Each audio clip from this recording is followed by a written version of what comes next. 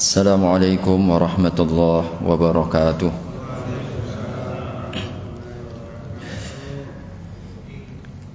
Innal hamdalillah nahmaduhu wa nasta'inuhu wa nastaghfiruh wa na'udzu billahi min shururi anfusina wa min sayyiati a'malina. Man yahdihillahu fala mudilla lahu wa man yudlil fala hadiya lahu. Asyhadu an la ilaha illallah wahdahu la syarika lah wa asyhadu anna Muhammadan abduhu wa rasuluh la nabiyya ba'dah.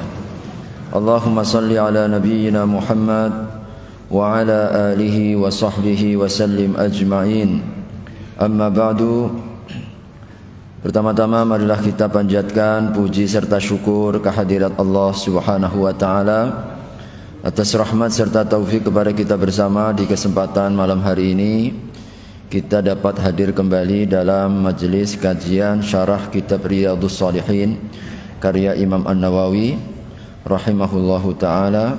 Mudah-mudahan Allah limpahkan keberkahan serta ilmu yang bermanfaat. Amin ya rabbal alamin.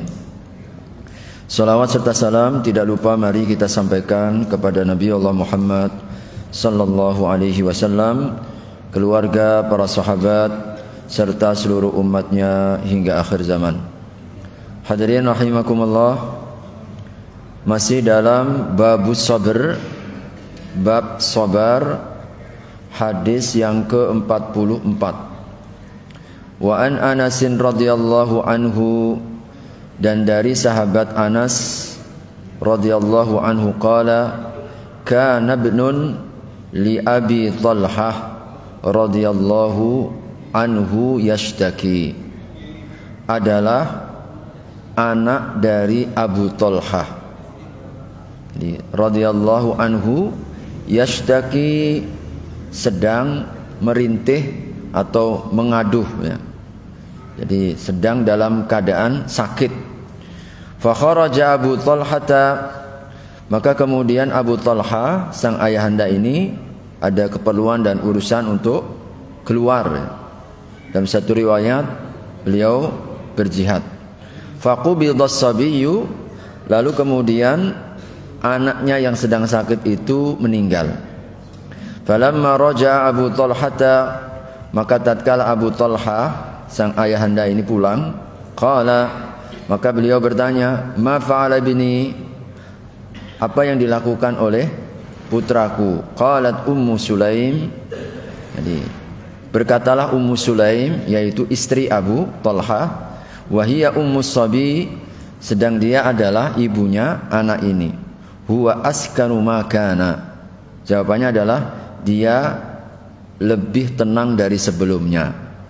Huwa askanu makana, dia lebih tenang daripadanya atau sebelumnya. Padahal ini maksudnya lebih tenang dari sebelumnya, dah meninggal. Tapi disampaikan dengan bahasa lain. Huwa askanu makana, bagaimana anakku? Oh, dia lebih tenang daripada sebelumnya. Faqarrabat ilaihil asya, lalu sang istri pun menghidangkan makanan malam. Fata'asya, lalu kemudian makan malam. Tsumma asaba minha, kemudian Abu Talhah asaba minha, ini makna kiasan dalam arti Abu Talhah menggauli istrinya. Jadi falamma faragha, maka tatkala telah selesai, qalat, maka sang istri Ummu Sulaim mengatakan, wa russabi, tolong makamkan putramu, makamkan sang anak. Falamma asbaha Abu Talhata, maka tatkala berpagi-pagi Abu Talhah, ata Rasulullah sallallahu alaihi wasallam fa akhbarahu, datanglah kepada Rasulullah sallam memberitakan apa yang terjadi. Faqala, lalu Nabi bertanya, a'arrastum al-lailah, apakah malam hari ini engkau, arrastum itu artinya macam pengantin baru begitu.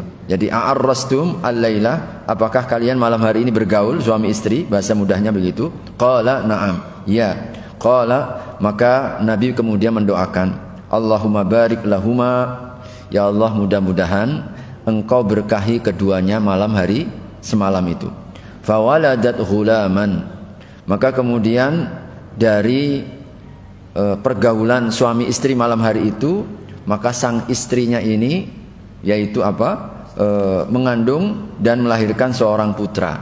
Faqala li Abu Talhata, maka setelah lahir, ihmilhu hatta ta'tiya bihi Nabi sallallahu alaihi wasallam, tolong bawa bayi yang baru lahir ini kepada Nabi sallallahu alaihi wasallam. Wa ba'atha ma'ahu bitamaratin, lalu kemudian Rasul diperintahkan untuk membawa kurma. Faqala ama'ahu syai', apakah engkau ada sesuatu yang kau bawa? Qala na'am tamarat, iya ya Rasulullah, yaitu kurma. Fa akhadhaha an-nabiy sallallahu alaihi wasallam famaghadhaha, maka Nabi kemudian melumat-lumatnya. Melumat-lumat artinya menggigit-gigit dari kurmanya itu, famadaghaha, digigit-gigit, summa akhadhaha min fihi, lalu kemudian beliau mengambil dari mulutnya, faja'ala fi sabi, lalu kurma hasil digigit-gigit, dikunyah-kunyahnya oleh Nabi sallallahu alaihi wasallam itu kemudian diletakkan di mulut sang anak ini. Summa hannakahu, kemudian ditahnik. Tahnik itu artinya diletakkan, sebagian diletakkan di mulut, sebagian diletakkan di atas langit-langitnya. Wasammahu Abdullah, lalu kemudian Nabi memberi namanya Abdullah.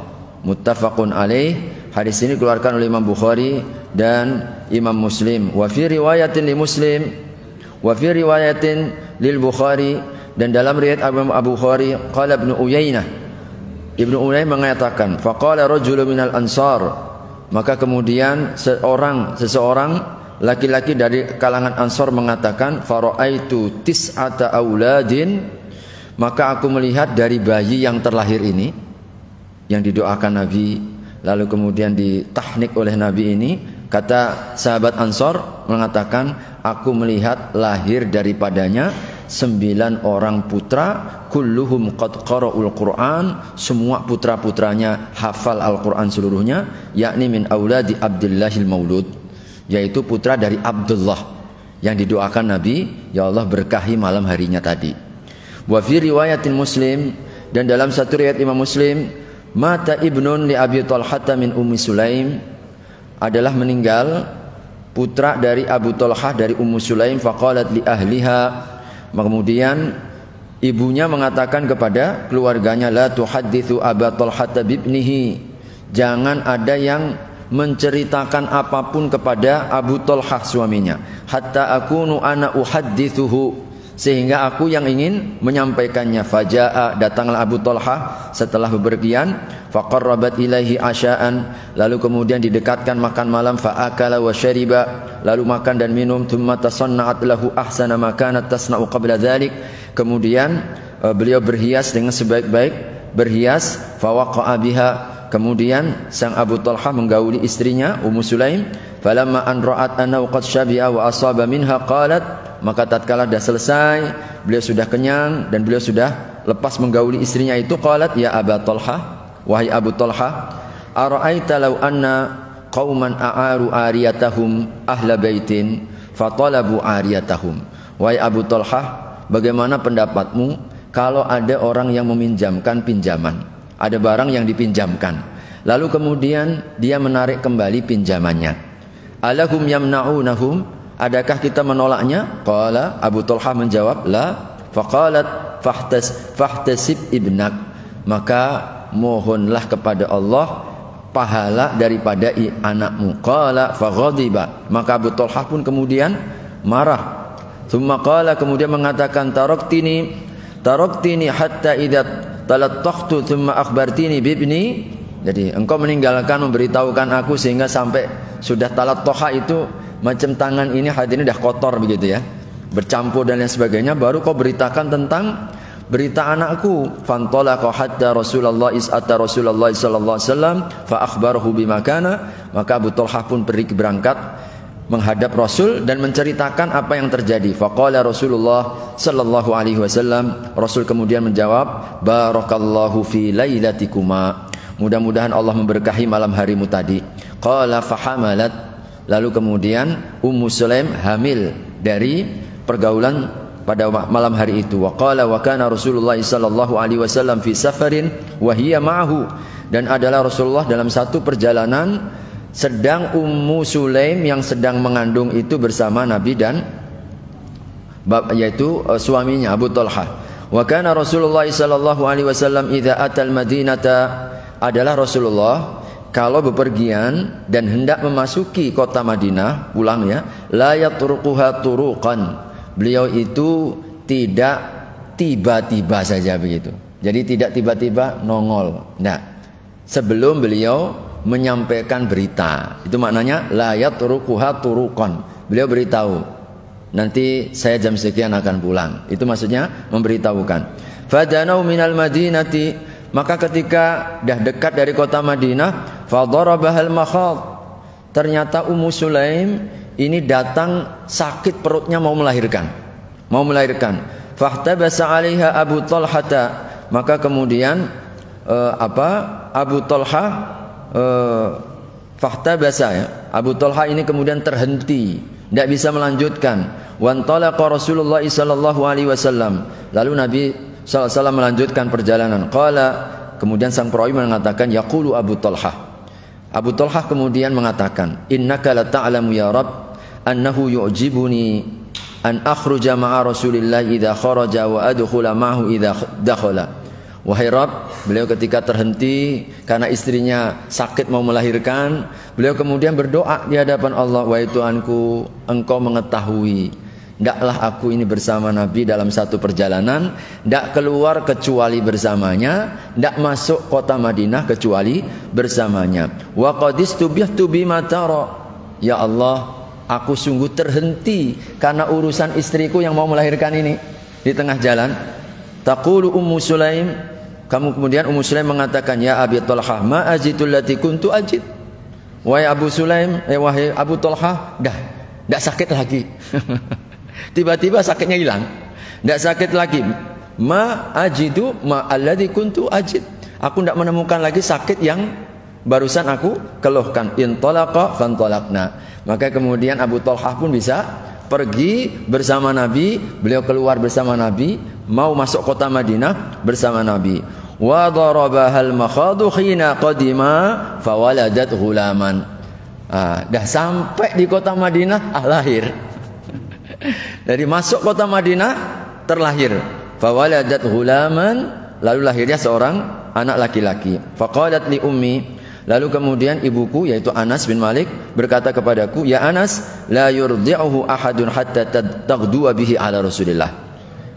Jangan ada satupun yang menyusui hingga kau bawa ini kepada Nabi atau bayi ini kepada Nabi sallallahu alaihi wasallam. Falamma asbaha ihtamalathu, maka tatkala berpagi-pagi Ummu Sulaim membawanya, fantalaqat bihi ila Rasulillah, kemudian datanglah kepada Nabi, wa dzakara tamamal hadis, kemudian Anas menceritakan sama dengan riwayat sebelumnya. Hadirin rahimakumullah, Imam An-Nawawi mencantumkan hadis yang ke-44 ini cerita dalam bab kesabaran. Dan yang menjadi pelajaran terpenting dari Ummu Sulaim itu adalah keteguhan hatinya, kesabarannya yang begitu kuat hingga beliau mampu menahan diri. Padahal sesungguhnya hadirin, siapa yang tidak sedih? Jadi anaknya meninggal, biasanya rata-rata yang paling gak tahan siapa? Ibu, karena perasaan ibu kan, ibu yang mengandung lalu kemudian membesarkan lalu meninggal. Biasanya yang paling gak tahan itu seorang wanita. Tetapi beliau mampu menahannya ini. Semata-mata adalah karena kesabarannya dan ihtisab. Beliau ihtisabnya ini. Nah, ini yang menjadi kuncinya kan dalam bab sabar ini. Sabarlah. Kalau ada orang tua yang diuji putranya meninggal, sedih, memang sedih. Berat, memang berat. Besar ujiannya, betul. Besar ujiannya, tapi apakah dengan mengadu atau mengeluh sampai meratap-ratap, mukul-mukul misalkan, mukul pipinya, nyobek-nyobek bajunya, kemudian menghidupkan kembali anak yang sudah meninggal? Tidak mungkin. Maka ingat pada hadis sebelumnya bahwa kesabaran itu kali pertama ketika kita diuji. Saat meninggal itulah kita harus tunjukkan bentuk keredhaan kita, bentuk kesabaran kita, kekuatan dan keteguhan hati kita di hadapan Allah. Dan ini tampak betul dari Ummu Sulaim. Siapa Ummu Sulaim? Ummu Sulaim ini adalah ibunya Anas bin Malik. Anas bin Malik, suaminya meninggal, nikahlah sama Abu Tolha. Makanya Abu Tolha ini adalah bapak tirinya sahabat Anas. Bapak tirinya sahabat Anas. Jadi beliau punya saudara nanti yang lahir kemudian. Jadi, nah ini yang beliau menceritakan tentang ibundanya. Kisah yang begitu luar biasa, di mana ketika sang suami pergi dalam perjuangan, lalu tiba-tiba pulang. Hadirin, orang pulang lagi sedang kecapean, keletihan. Ini kondisi secara fisik ya, letih capek ini mudah sekali temperamental ya. Kita itu kalau lagi capek Pak, misalkan Bapak udah habis kerja dari pagi sampai sore, sampai rumah misalkan barang di mana-mana berantakan, sampai di meja makan tidak ada makanan, ya seteguk air pun tidak ada. Kira-kira cuman tuh Pak? Apa yang kau buat seharian di rumah ini? Tidur ya terus, nonton sinetron terus gak? Begitu. Ini gara-gara nonton layangan terputus ini, ibu-ibu sekarang lagi booming ini. Sampai pun meja kosong. Ini kira-kira gitulah gambarannya. Maka sang Ummu Sulaim ini paham betul nih bagaimana psikologi perasaan orang yang baru pulang dari perjalanan jauh. Subhanallah. Jadi kalau dikejutkan dengan berita, langsunglah Pak. Tiba-tiba sampai di rumah, Pak nangis, ada apa?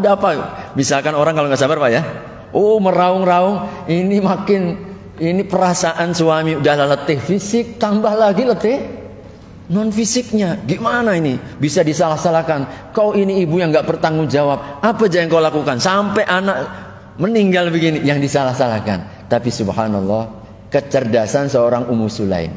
Nah ini yang patut menjadi sebuah teladan sepanjang zaman bagi kaum wanita, bagaimana seyogyanya dia bermuamalah dengan suaminya. Hiburlah yang terbaik. Dia ini sudah penat, dah letih ya, kerja sehari-hari, jangan dibebani lebih.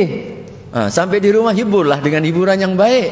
Jadi meskipun mungkin kita agak sulit, memang berat Pak. Orang dah keletihan, dah macam-macam penat kehidupan rumah tangga ya, aktivitas rumah tangga, suruh selalu dalam keadaan prima, nyambut suami, senyum, bajunya indah, maunya begitulah suami kan. Tapi kan tidak bisa seperti itu. Ummu Sulaim ini luar biasa. Bagaimana suaminya habis perjalanan jauh, wah ini bahaya ini. Kalau mengetahui apa yang sedang terjadi, maka beliau kemudian menyiapkan segalanya. Disiapkan makanan, disiapkan makan malam. Beliau berhias dengan sebaik-baik berhias. Sama sekali, bahkan ketika ditanya, nah ini pelajaran yang kedua. Jadi pelajaran yang kedua adalah bolehnya kita melakukan yang namanya tauriyah. Apa hadirin istilahnya? Tauriyah. Tauriyah itu berbohong sikit. Sebenarnya bukan bohong sebenarnya. Namanya tauriyah. Kita mengatakan sesuatu yang tidak dimaksud oleh hati. Orang menangkapnya itu beda. Tapi maksud kita yang mengatakan juga beda. Nah, itu namanya tauriyah. Tauriyah. Dia ketika ditanya, gimana anak kita? Oh, dia lebih tenang dari sebelumnya. Maksudnya lebih tenang dalam hati itu apa? Meninggal. Tidak bohong beliau. Memang orang meninggal kan lebih tenang kan? Namanya udah meninggal kan? Lebih tenang. Beliau tidak bohong. Tapi maksudnya bukan itu. Meninggal. Cuma kalau disampaikan apa adanya, bahaya ini. Maka ini disebut dengan tauriyah. Bolehkah? Boleh. Tapi jangan kemudian ini dijadikan sebagai standar utama. Sikit-sikit tauriyah. Sikit-sikit tauriyah. Boleh dipakai dalam kondisi-kondisi darurat. Dalam kondisi darurat. Ya. Jadi dalam kondisi darurat. Maka hadirin rahimakumullah, ini namanya tauriyah. Maka ketika Nabiullah Ibrahim alaihissalam, beliau ketika disidang oleh Raja Namrud, lalu kemudian dia mengatakan, disuruh menyembah berhalanya, dia mengatakan inni saqim. Di dalam surat apa itu? Ibrahim, bukan Ibrahim. Al-Anbiya kalau tidak salah. Inni saqim, aku sedang sakit. Tapi beliau sebenarnya nggak sakit. Beliau nggak sakit. Sakitnya itu karena kesedihan. Karena diajak untuk nyembah berhala, beliau alasan apa ini ya?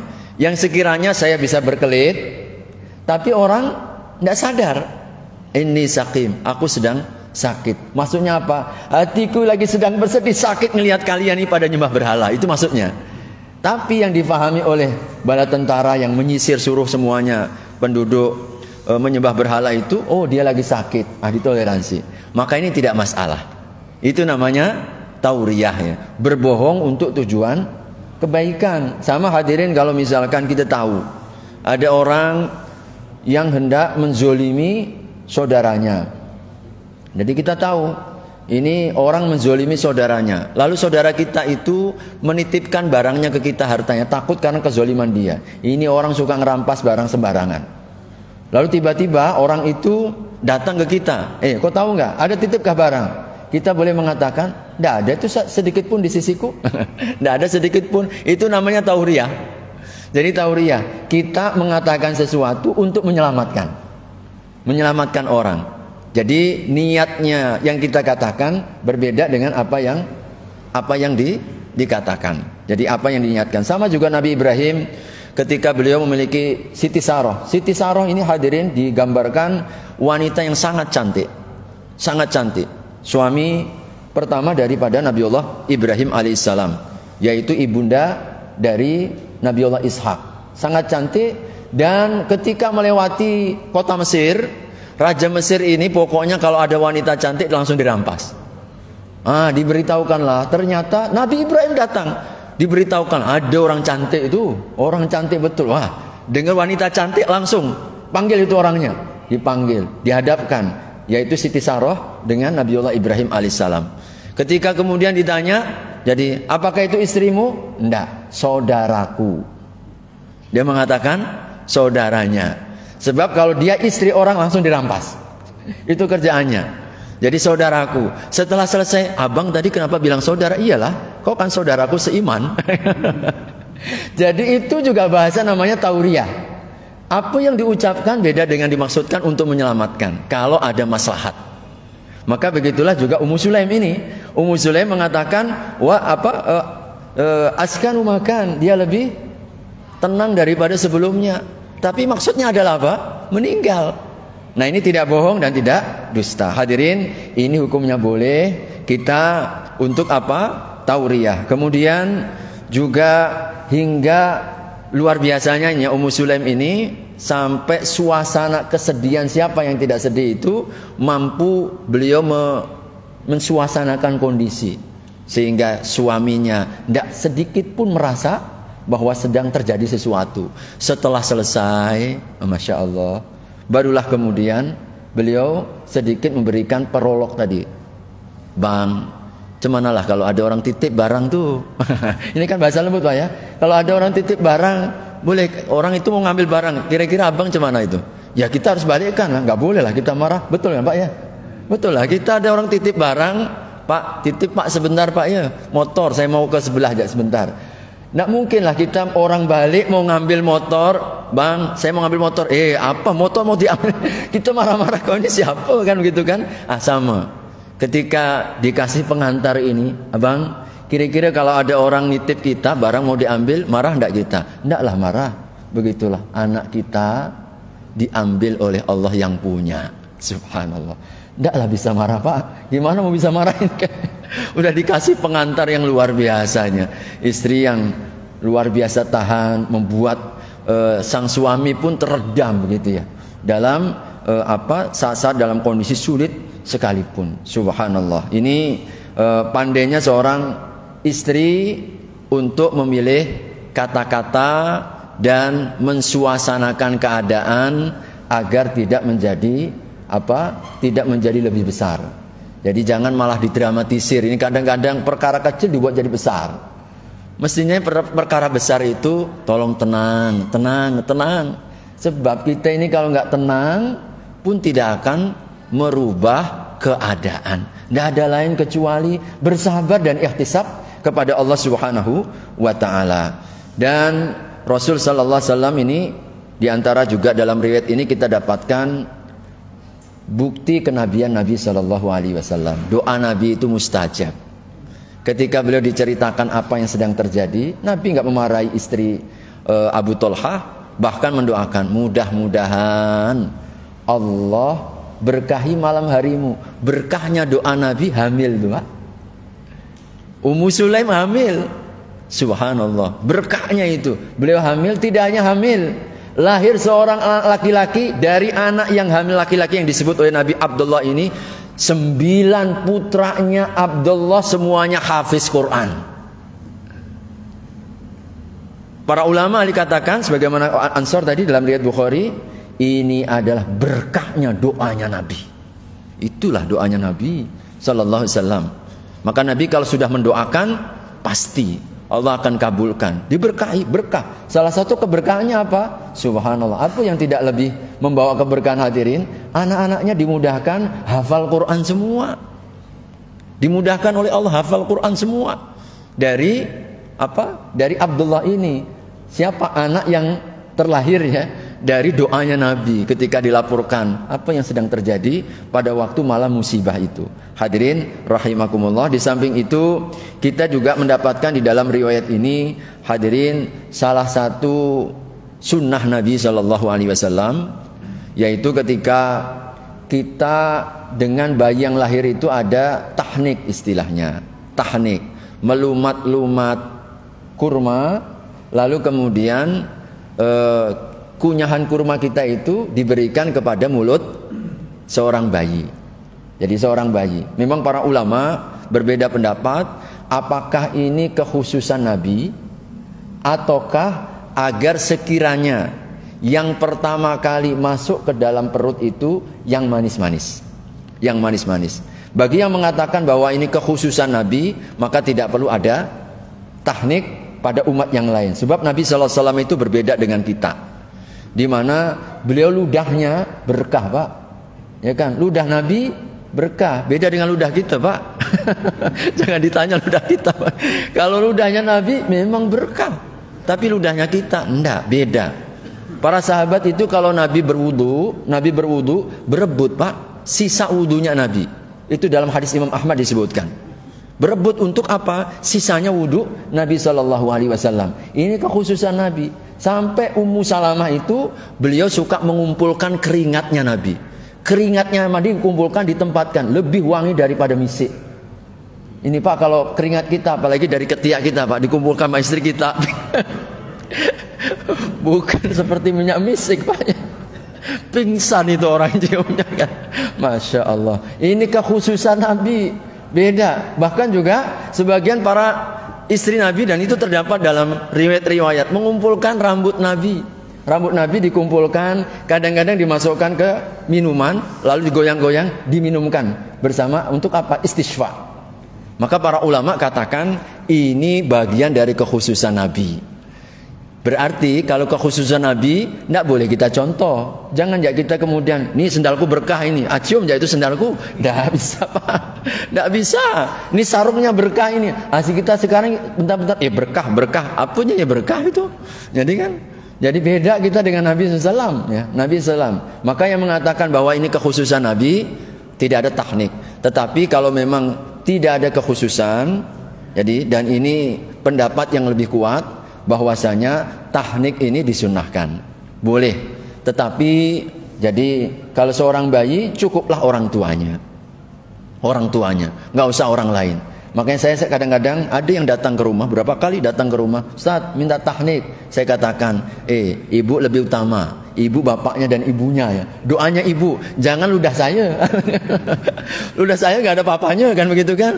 Saya doakin aja lah, doa aja. Tapi ludahnya ludah ibu dan bapaknya, kunyat-kunyat, lalu kemudian letakkan di langit-langit. Itu namanya tahnik. Nah ini juga kita dapatkan di dalam hadis ini. Ada kesunahan ini yang mungkin sekarang ini hampir dikatakan udah jarang orang melakukan ini ya, melakukan ini. Tahnik kepada bayi yang baru lahir agar tidak masuk ke perut bayi yang pertama kecuali kurma.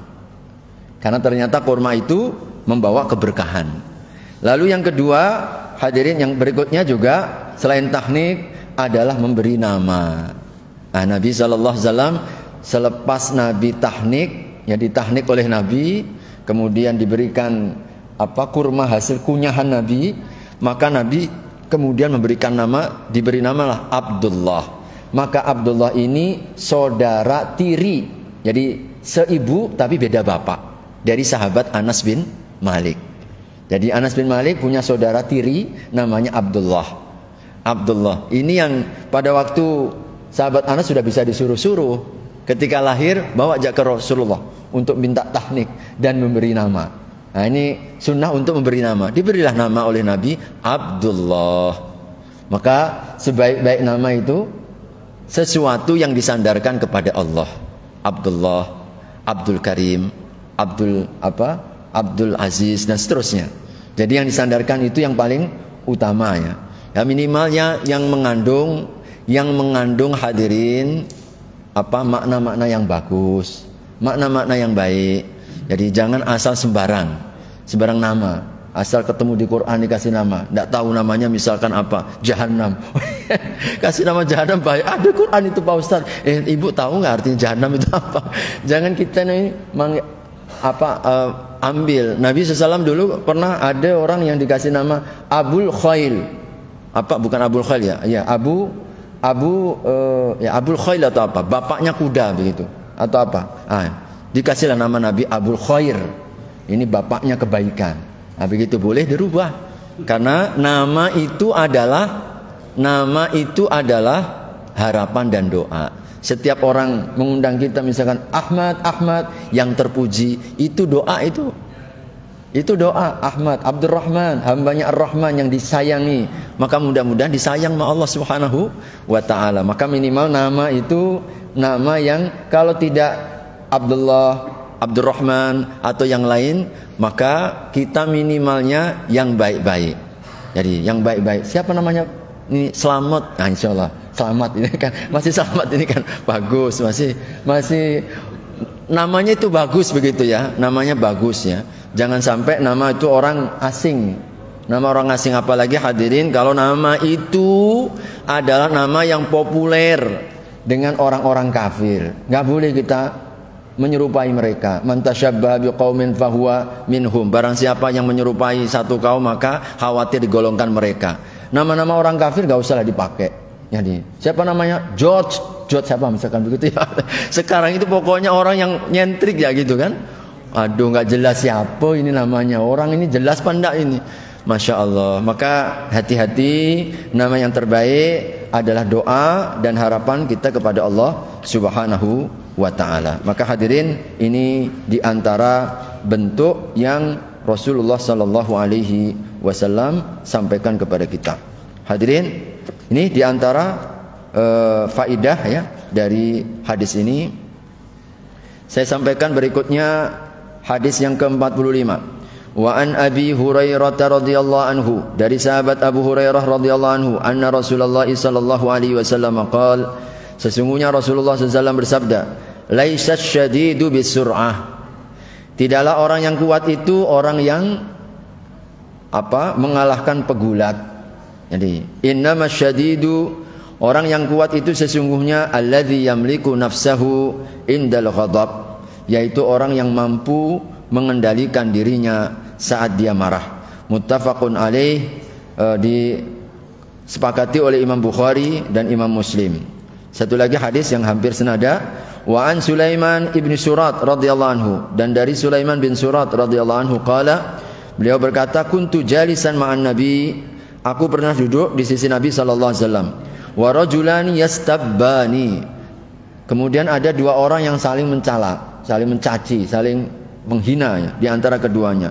Wa ahaduma qad ihmarra wajhuhu, satu di antara kedua sudah memerah itu mukanya karena marah. Wa antafakhat audajuhu, keluar semua urat-urat lehernya. Faqala Rasulullah sallallahu alaihi wasallam, maka kemudian Rasulullah SAW bersabda, inni la a'lamu kalimatan, sungguh aku mengetahui satu kalimat, lau qalaha, kalau engkau baca satu kalimat ini, la dhahaba anhu ma yajid, maka akan hilang apa yang dia temukan itu. Lau qala, andai kata dia berkata, a'udzu billahi minasyaitonir rajim, Aku berlindung kepada Allah daripada syaitan yang terkutuk.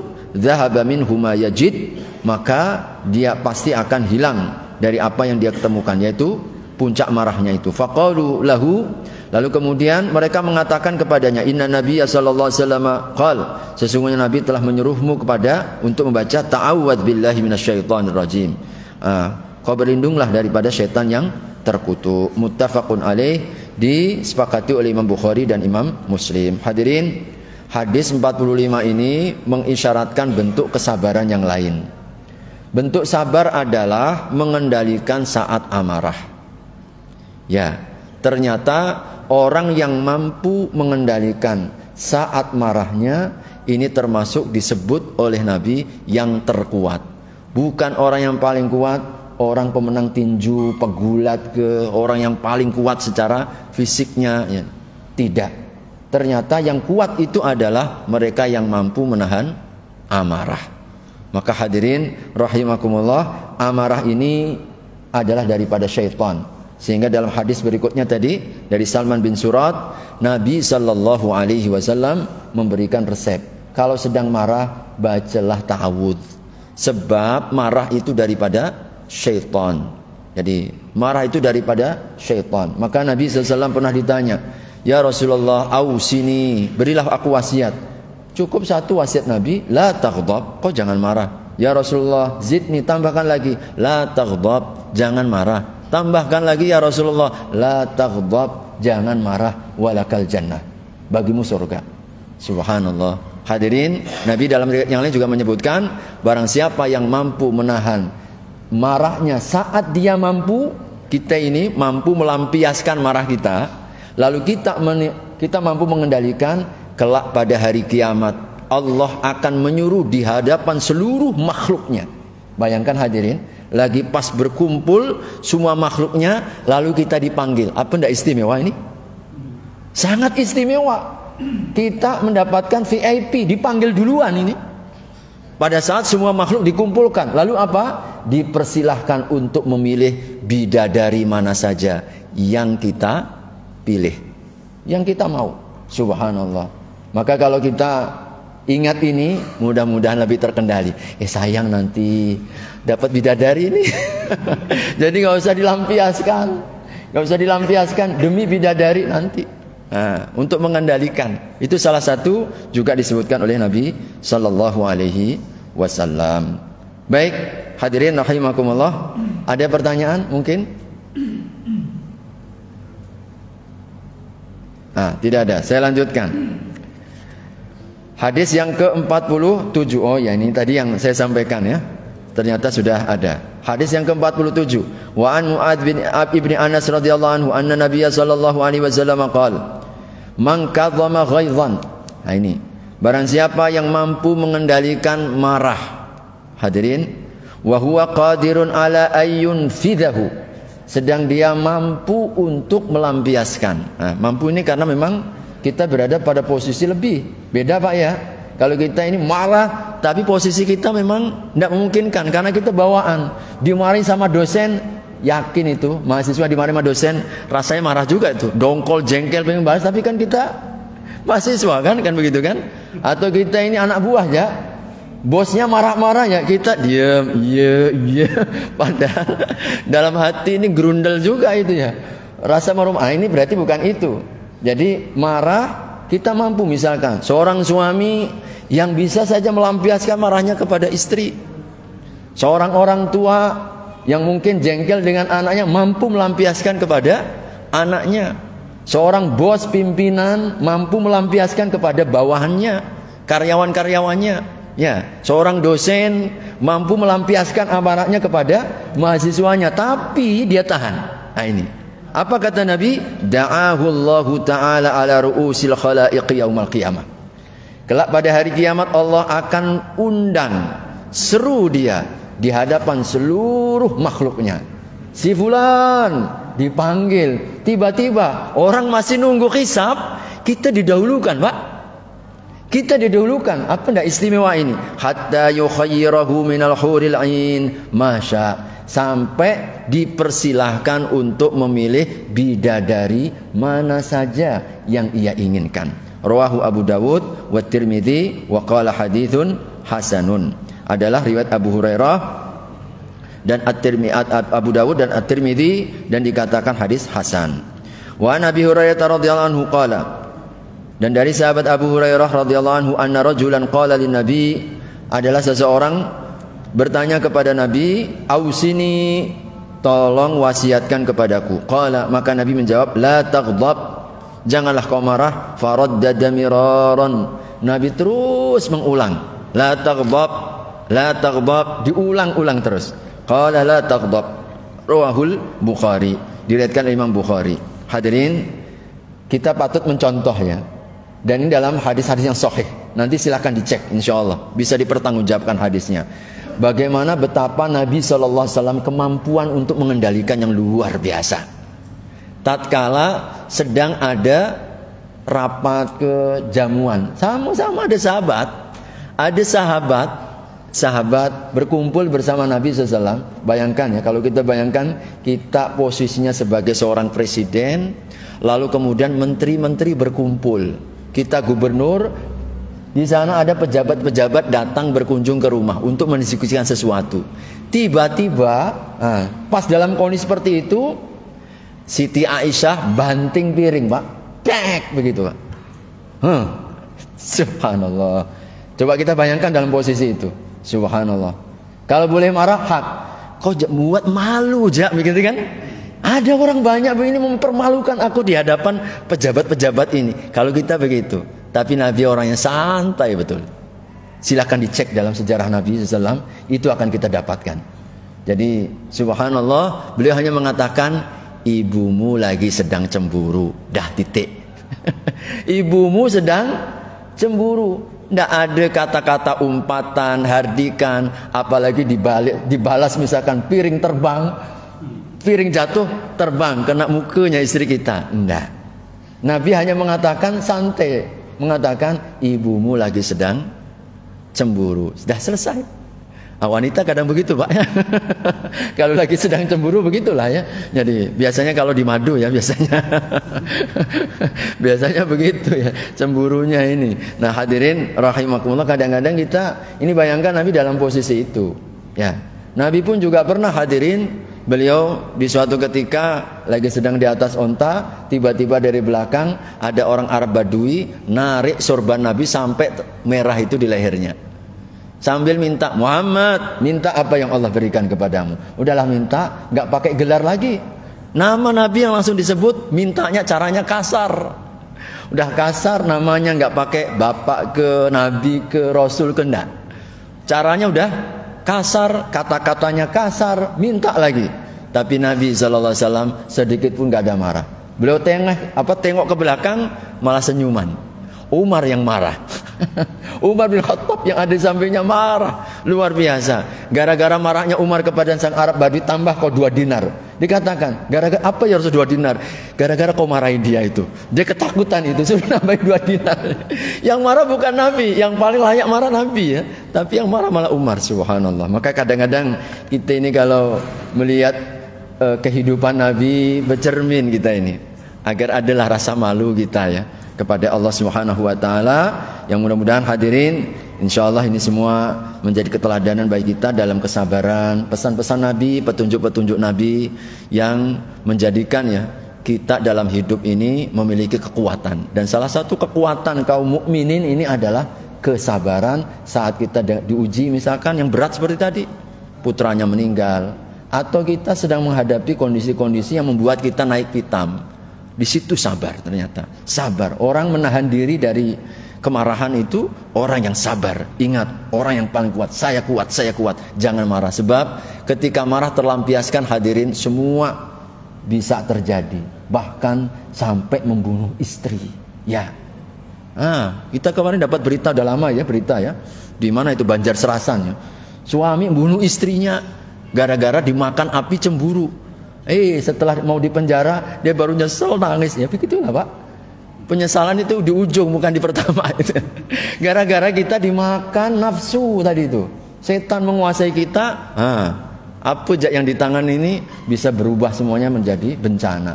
Maka hati-hati tatkala kita sedang marah, ingat-ingat a'udzubillahi minasyaitonirrajim. Kalau a'udzubillah masih enggak, nah kita berwudu. Kata dalam riwayat yang lain kan berwudu. Sebab api marah itu dari setan, setan terbuat dari api, dan marah padamnya api itu dengan air. Ambil berwudu. Kalau berwudu kata Nabi masih jak marah, buat sholat. Kalau sholat dah marah nggak tahu apa lagi itu ya. Kalau sholat masih marah cuman Allah Akbar, cuman apa ya sholat kalau orang marah ya. Jadi kalau sholat masih jak marah, ini keterlaluan juga ini kan. Kadang Nabi perintahkan untuk rubah posisi kan. Kau baring lah, kau duduk.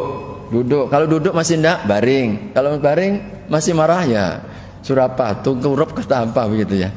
Wallahu a'lam bishawab. Mudah-mudahan Allah karuniakan kita kesabaran, Allah karuniakan kita mendapatkan ilmu yang bermanfaat, dapat kita amalkan dalam kehidupan sehari-hari insyaallah. Amin ya rabbal alamin. Barakallahu fikum. Mari kita sempurnakan dan kita tutup dengan doa kafaratul majlis. Subhanakallahumma wa bihamdika asyhadu an la ilaha illa anta astaghfiruka wa atubu ilaik. Wassalamu alaikum warahmatullahi wabarakatuh.